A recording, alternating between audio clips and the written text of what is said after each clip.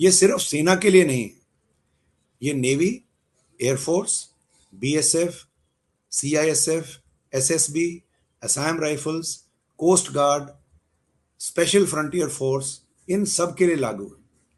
यानी कि थोड़ा थोड़ा तब्दील होता है, लेकिन ज्यादातर जो प्रावधान है मैं बताऊंगा ये इन सब के लिए लागू, और बहुत सारे बैंकों में लागू है। सिर्फ थोड़ा सा पढ़ने के लिए एक लेंस लगा के पढ़ें।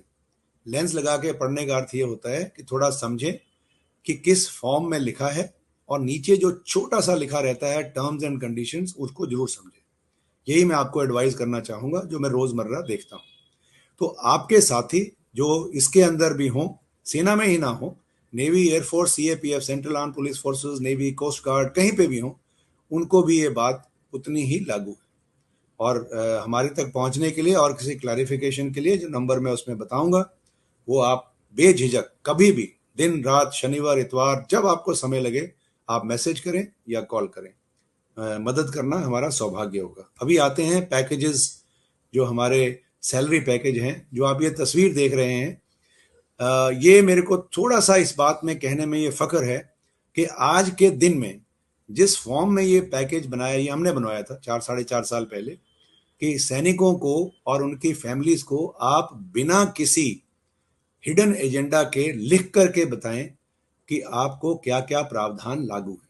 ये जो पेज है, ये 4 पेज का डॉक्यूमेंट है, ये सैलरी पैकेज, इसमें लोगो लगा है, ऊपर लिखा है saluting the heroes of for their velar.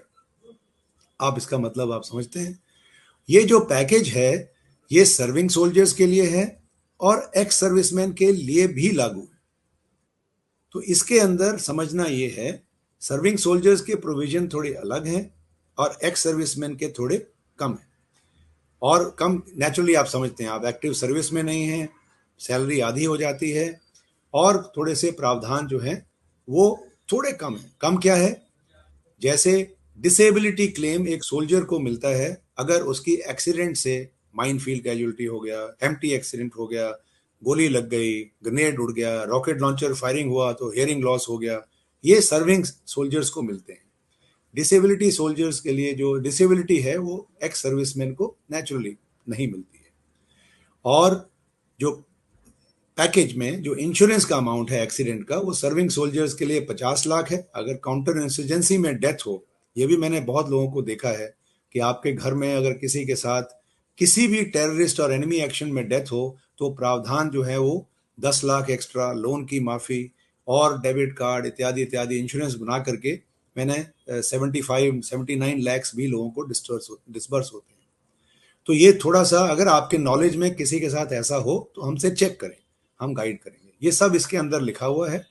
इसमें मोटी मोटी बातें ध्यान देने वाली कि जो एक्स सर्विसमैन है 30 लाख की इंश्योरेंस, और SBI is the only bank जिसमें आपकी उम्र 105 साल भी हो, भगवान करे आप सब उस उम्र तक जिए, और बाथरूम में गिरते हुए आपका गिरने की वजह से डेथ हो जाती है, नॉट बिकॉज ऑफ स्ट्रोक और हार्ट अटैक, गिरने की वजह से, तब भी ये लागू है। इसमें एज रिस्ट्रिक्शन कोई नहीं।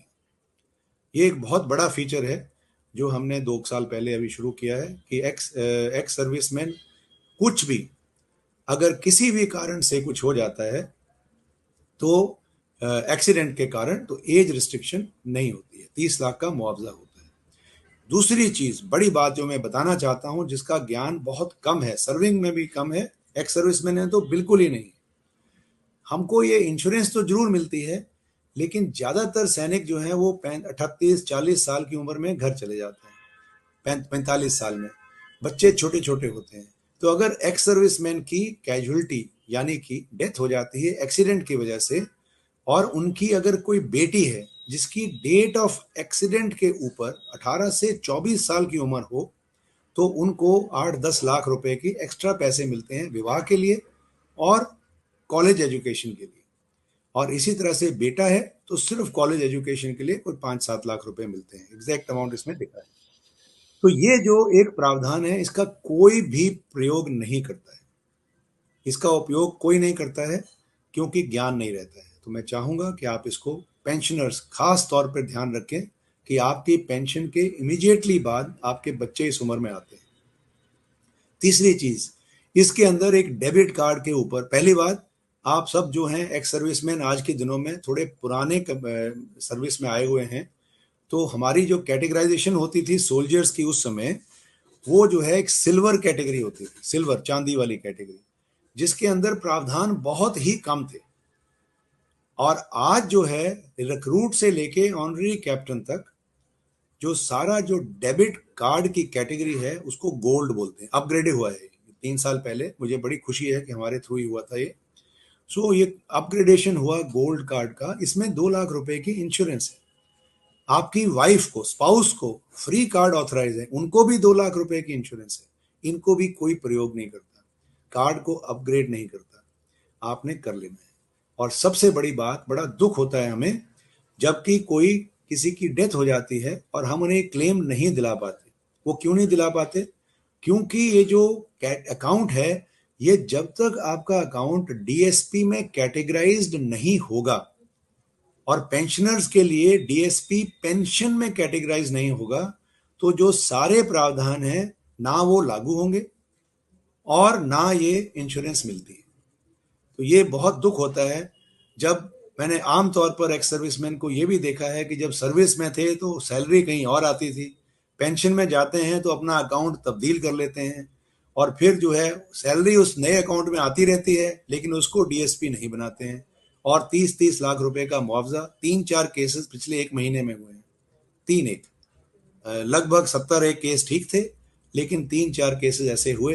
हमें उनकी विधवाओं को, उनके बच्चों को बड़े दुख के साथ दुख होता है इसमें। तो ये आप ना करें। उसके लिए आपने क्या करना है, ब्रांच में जाना है, अपने पीपीओ की कॉपी देनी है कि मैं ये पेंशनर हूँ, ये मेरा रैंक है, मेरे अकाउंट को डीएसपी पेंशन कर दीजिए। बहुत सिंपल है, कुछ भी जाने की जरूरत ही नहीं है। उसके बाद एक बार ब्रांच में जाके लेटर पे अपना एक सिग्नेचर ले लो एंड अगले अपनी पासबुक से या योनो से चेक कर लीजिए मेरा अकाउंट करेक्टली कैटेगराइज। और तीसरी चीज, अपनी फैमिली को जरूर बताएं कि ये जो सारे प्रावधान हैं वो फैमिली पेंशनर्स को भी लागू है। ये सिर्फ एसबीआई में है। ये भी 2 साल पहले आरंभ किया। जो आपकी विडोज हमारी होती हैं, लगभग 5.6 लाख, 5.5 लाख से ऊपर हमारी वीर नारीज या नेक्स्ट ऑफ किन है, जो माता पिता या कभी जो यंग बच्चों की डेथ हो जाती है वैसे। तो ये जो फैमिली पेंशन ड्रॉ कर रहे हैं उनको भी ये प्रावधान लागू है, लेस एक्सीडेंट इंश्योरेंस। बाकी इसके अंदर जितने locker, concession, free ATM card इत्यादि इत्यादि, वो सब उनको फ्री ऑथराइज है। ये अपनी फैमिलीज को समझाएं, ये जरूर करें।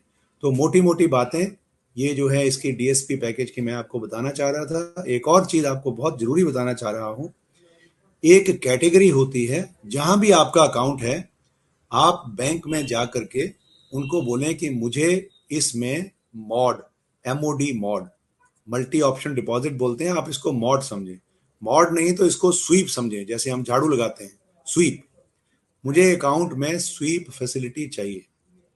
इसके अंदर क्या होता है कि आपका जो भी पैसा आपके सेविंग्स बैंक में होता है वो 2.7% ब्याज पे नहीं चलता, वो 7% या 6.8% या 7.1%, जो भी उस समय 1 साल की अपनी एफडी होती है।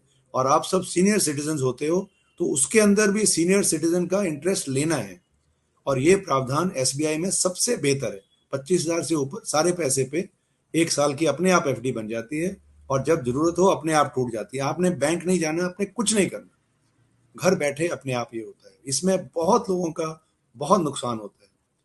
और सेना के अंदर तो किसी को ज्ञान नहीं था। पिछले 4 साल में अभी बहुत ज्यादा थोड़ी सी इसके बारे में, जब से ही हमने ये प्रिंट करके बांटने शुरू किए हैं, सो अभी थोड़ी सी बहुत ज्यादा सेंटर्स के अंदर हम ये बताते हैं। आप भी करें, अपने परिवार में भी कराएं, जितने भी आपके साथी डिफेंस से जुड़े हैं उनको भी कराएं। और अगर कोई एसबीआई में सोल्जर्स में नहीं है उनको भी बताएं, उनको भी लागू होता है। उनकी थोड़ी सी प्रावधान अलग होते हैं, कितना मिनिमम बैलेंस है और कितना रखना है, सिविलियंस को भी लागू है। तो ये आप सबको बताएं घर में, क्यों ये छोड़ना है। छोटा सा एप्लीकेशन एक बार पूरी जिंदगी में देना है कि मेरे अकाउंट में मल्टी ऑप्शन डिपॉजिट कर दीजिए। ओके, यहाँ पर एक छोटी सी एडवाइस मैं आपको करना चाहूंगा। मान लीजिए आपने ये मल्टी ऑप्शन डिपॉजिट कर दिया और ज़्यादा इंटरेस्ट ले लिया और उसके अंदर पैसे पे सैलरी पेंशन आई जा रही है। बहुत लोग हैं हमारे सेना के अंदर जो पेंशनर्स हैं, अपनी पेंशन को रेगुलरली खर्च नहीं करते हैं, बचा के रखते हैं किसी दिन के लिए, वो भी जायज़ है। तो उसके अंदर अगर मॉड में इसको अगर स्वीप के अंदर ज्यादा पैसे हो जाएं तो एक चीज का ध्यान रखें कि अगर वो पैसा लूज आपके लिए है, जैसे आप एटीएम से